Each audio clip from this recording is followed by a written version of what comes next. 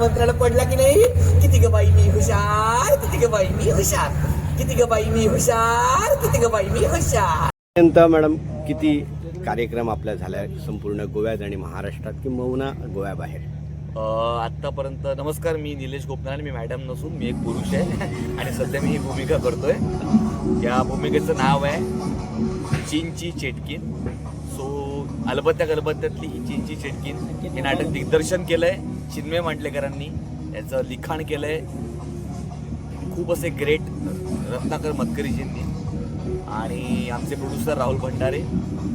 So आम्ही या नाटकाचे आतापर्यंत जवळजवळ 1000व्या प्रयोगाकडे आम्ही वाटचाल करतोय. लवकरच 12 मेपर्यंत या नाटकाचा 1000वा शो होईल.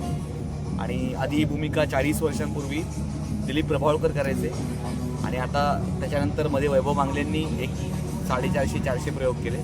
त्यानंतर मी जवळजवळ 3 वर्षात 600 शोज केले याचे आणि याचे प्रयोग असेच चालू आहेत महाराष्ट्रभर. गोव्यामध्ये आम्ही मागच्या वेळेला एक दौरा केला होता. त्यावेळेला आम्ही गोव्यामध्ये बरेच एक 7-8 प्रयोग केले होते. ते खूप छान रिस्पॉन्स होता गोव्यामध्ये लोकांचा.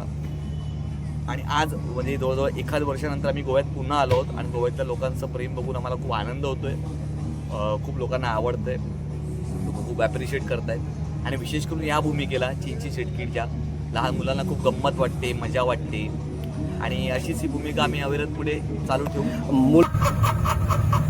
सडल्या सुकल्या फांद्यांनो, पडल्या झडल्या पानांनो, मुकाट्यानं चेटकीला वाट करून द्या, मुकाट्यानं चेटकीला वाट करून द्या.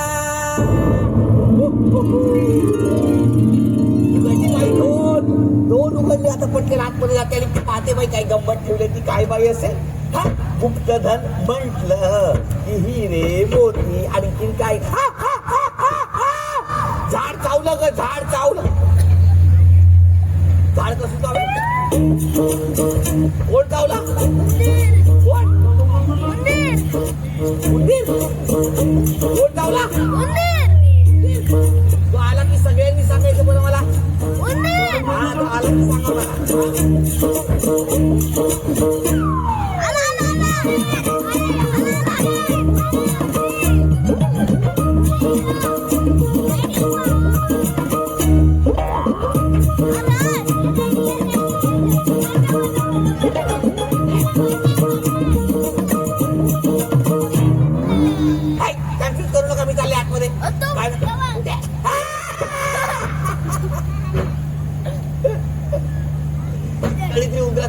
मुलं जेव्हा तुमच्या पुढ्यात येत आहेत तेव्हा मुलं कशा पद्धतीने हावभाव किंवा रिॲक्ट करतायत? मुलं काही वेळेला खूप घाबरतात, काही वेळेला खूप आनंदी होतात. काही वेळी मुलांना मला भेटायचं असतं, काही मुलांना भेटायचं असतं पण घाबरून भेटायचं असतं. आणि बरेचसे असे आमचे व्हिडिओ व्हायरल झाले, तुम्ही बघा आता की त्यामुळे तुम्हाला कळेल आमच्या इन्स्टा हँडलवरती. तुम्ही बघा इन्स्टा पेजवरती. सो तुम्हाला आवडेल आणि महाराष्ट्रातल्या आणि गोव्यातल्या सगळ्या लोकांनी ती व्हिडिओ बघा आणि नाटकाला आम्हाला माहीत आहे तुम्ही जंट्स आहात म्हणून मी मुद्दाम तुम्हाला मी मॅडम म्हणून म्हटलेलं एवढ्यासाठी की तुमचा जो संपूर्ण जो हावभाव आणि ॲक्ट जो प्रकार आहे तो खूप लोकांना भावला आहे आणि तुम्ही खरंच मॅडम सारख्या दिसतात म्हणून मी तुम्हाला मॅडम. त्या भूमिकेची ती गरज आहे. बरोबर आहे तुमचं, ते वाटणं गरजेचं आहे, ते कॅरेक्टर तसं दिसणं गरजेचं आहे. कारण ती एक म्हातारी आहे, चेटकीने जादूटोणा करणारी, गंमत करणारी.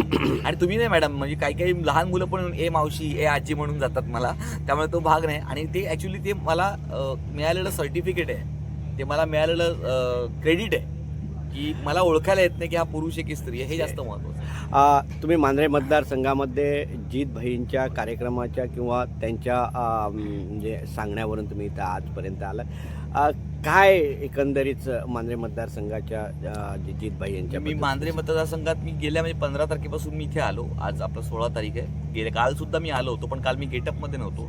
मी एकंदरीत बघितलं सगळं वातावरण इकडचं, अतिशय अप्रतिम असं इथलं वातावरण आहे. मी त्या जीतबाईंचे खरंच खूप आभार मानेन की त्यांनी हा उपक्रम इथे चालू केला मांजरे मतदारसंघामध्ये.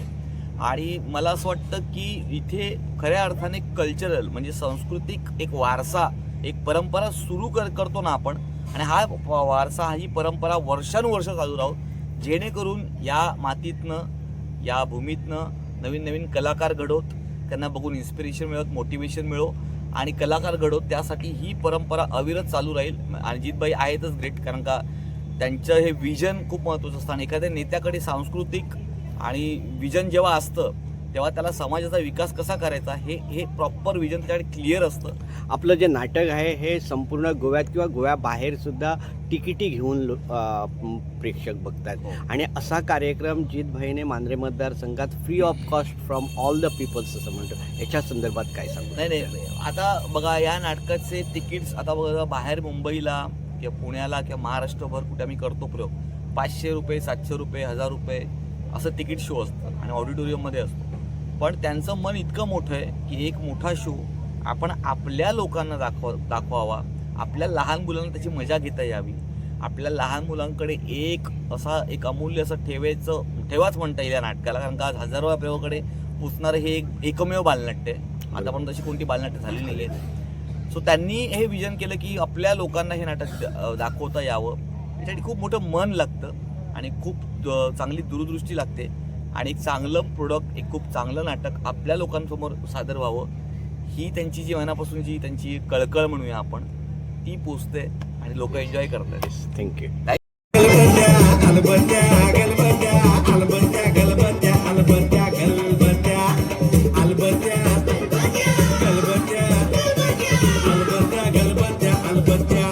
नमस्कार, मी श्रद्धा हंडे. अलबत्या गलबत्या अर्थात विश्वविक्रमी नाटक ज्याने एकाच दिवशी सलग 6 प्रयोग करून आपल्या मराठी नाटकाने वर्ल्ड रेकॉर्ड केला. त्या नाटकात मी कन्याराजाची भूमिका करते. आतापर्यंत आपण 1000व्या प्रयोगापर्यंत वाटचाल केलेली आहे. गोव्यामध्ये ह्याच्या आधी सुद्धा आम्ही खूप प्रयोग केले, पण आजचा अनुभव खरंच खूप छान होता. कारण अर्थात मांद्रे मतदारसंघातील दमदार आणि लाडके लोकप्रिय आमदार ते म्हणजे श्री जीत आरोलकर साहेब यांनी खूप छान असं शिमगोत्सवाचं आयोजन केलं आणि आम्हाला याचा जास्त आनंद आहे की या शिगमोत्सवामध्ये आम्हाला तो मान आणि सन्मान दिला. आणि आज आम्ही अलबत्या गलबत्याने आज या ठिकाणी खूप छान असा कार्यक्रम सुद्धा केला आहे. अर्थात तो प्रेक्षकांना आवडलाही असेल. आणि जेव्हा आपला लोकप्रतिनिधी अशा प्रकारचे उपक्रम करत असतो तर खरंच तो एक खूप छान महोत्सव असतो. कारण आपल्या सगळ्यांच्या आयुष्यामध्ये आपण सगळे खूप बिझी असतो, सगळ्यांना स्ट्रेस असतो. तर 1-2 तासाचं एक विरंगुळा म्हणून साहेबांनी ज्या प्रकारे ही मनोरंजनाची मेजवानी आपल्या सगळ्यांसाठी आणून ठेवली आहे, खरंच याचा आनंद घ्या सगळ्यांनी.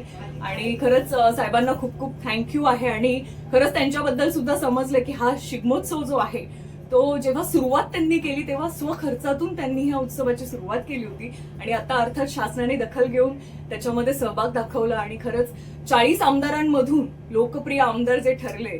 अरे हे राजकन्या, वाव, हे काय? अरे वा, राजकन्या झोपेत सुद्धा गरबा खेळते.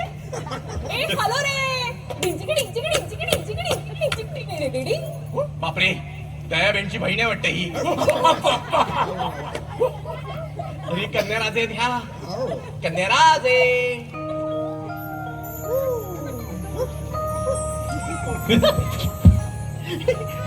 ही कन्याराजे ध्या. कन्याराजे काय होतंय तुम्हाला? कन्याराजे एक्सक्यूज मी.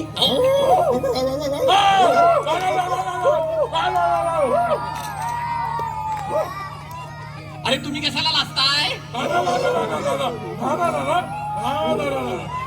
अरे मदत करा मला.